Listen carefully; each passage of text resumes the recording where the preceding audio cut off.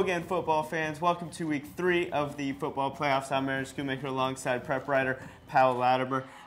We're moving right along here. We're another week closer to the championship games. We will be going to those should our teams make it that far, and we're sure hoping they are. One team we know that will not be making it, that's out of the 3A, South Brunswick. Some unfortunate events happened coming out of that Friday night game. Powell's been covering it all week. Powell, give us the latest on that one.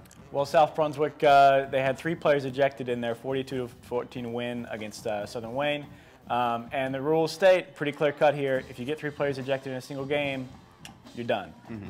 So South Brunswick has been disqualified from the playoffs. The first team, since this rule has been enacted almost a decade ago, to get ejected from the playoffs. 5 other teams have been declared ineligible for the playoffs this year after fighting incidents, but South Brunswick is the first one to get kicked out in the middle of the playoffs.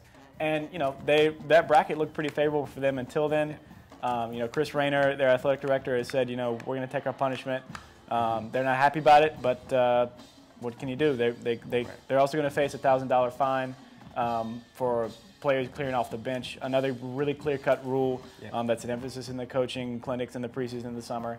Kind of just a bonehead move from South Brunswick, and it's unfortunate that a good season got cut short and by just such an unfortunate set of circumstances. Absolutely. As they would have been facing Havelock, that game will not happen. Havelock will now actually move on. And hearing some statements from the Havelock coach, they actually really wanted to play this game. It's kind of unfortunate, but obviously you'll take the advance. Let's jump in right now to some of the picks for the week. As always, there's going to be 8 picks that we're going to put for you on the website that you can take your stab at. We're going to give you the 4 local ones, kind of our take on it, some in-depth of it. The 4 that we will not be giving you this week, Hopton at Lakewood. That's actually a Week 10 matchup that Hopton won at Lakewood 25-20. That pick will be on the website, as will Plymouth and Manteo. That's also a rematch. Plymouth has outscoring their opponent 601 to 169 on the year. Their only loss is to Manteo at home, 20-14. See if they can exact something there. Panther Creek at 71st in the Class 4 AA, and also Butler at Richmond County. You can see our picks for those games on the website. Right now, let's talk a little bit about some of the games that we have around the area.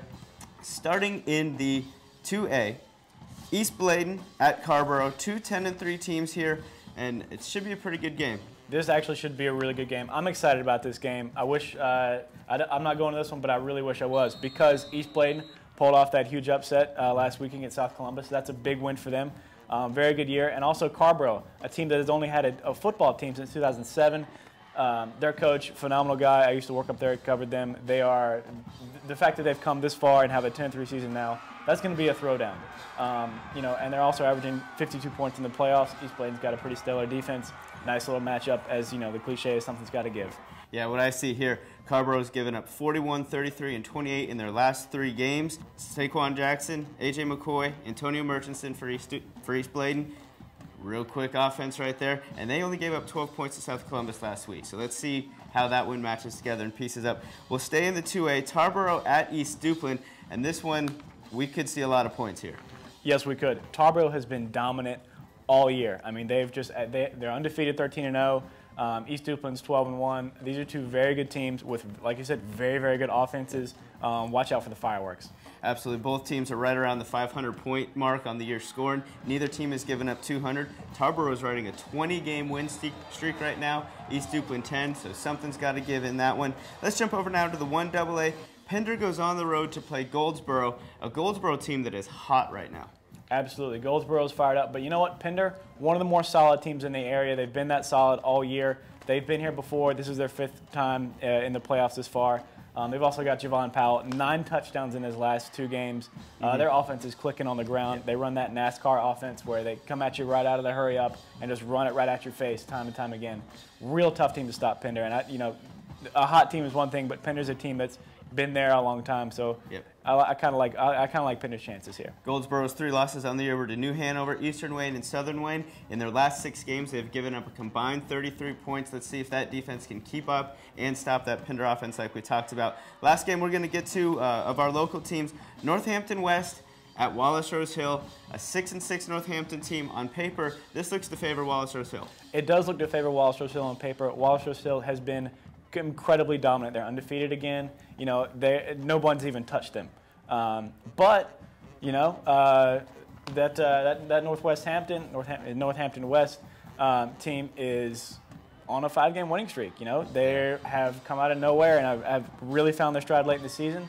Doesn't look that great. That whole half that bracket didn't look that great on paper, but this team's hot, and if they're hot, you know, it's a potential trap game for a Wallace Rose Hill looking into that state finals. And you see as 500 team, you know, watch out. It's a team that's been winning with defense. In their last 3 wins of their 5-game winning streak, they've put up 14, 14, and 22 points. So they're not going to go over and put up 60, but their defense has been stopping teams just enough to get those wins. Let's recap for you real quick on the schedule.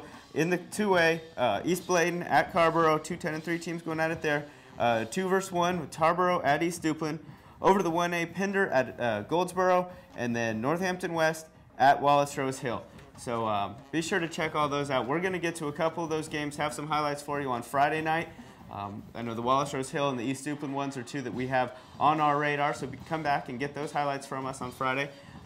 Be sure to check us out on Facebook, facebook.com/StarNewsVarsity. You're already on StarNewsVarsity.com, so keep looking around at all the standing stats, all the good stuff that we have. Powell's been writing a whole bunch this week, so read it all. I know I have been, and as long as you're here, keep checking it out, guys. And happy Thanksgiving.